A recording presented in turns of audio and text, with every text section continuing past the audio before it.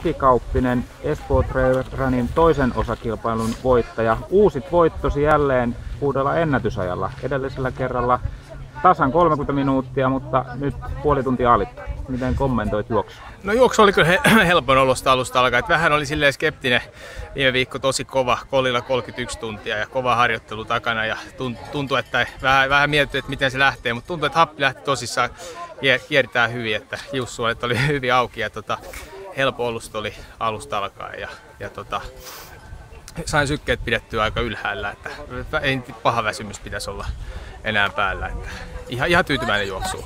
Aika parani selvästi keväästä. Oletko paremmassa kunnossa vai mikä mahtaa olla syy? No varmasti se, että juoksuharjoittelua enemmän takana, että keväällä taisi olla vasta toinen vai kolmas lenkki se, että nyt tietysti juoksuharjoittelun määrä ja tietysti voi varmaan kuntokin ihan hyvä tässä kesän jälkeen, että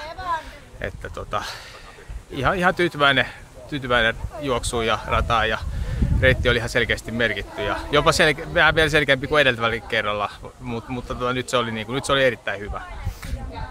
No tulevan syksyn ja talven tavoitteet?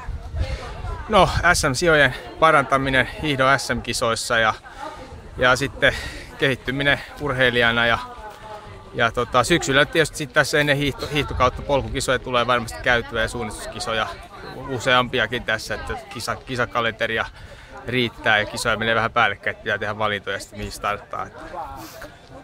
Selvä. Kiitoksia.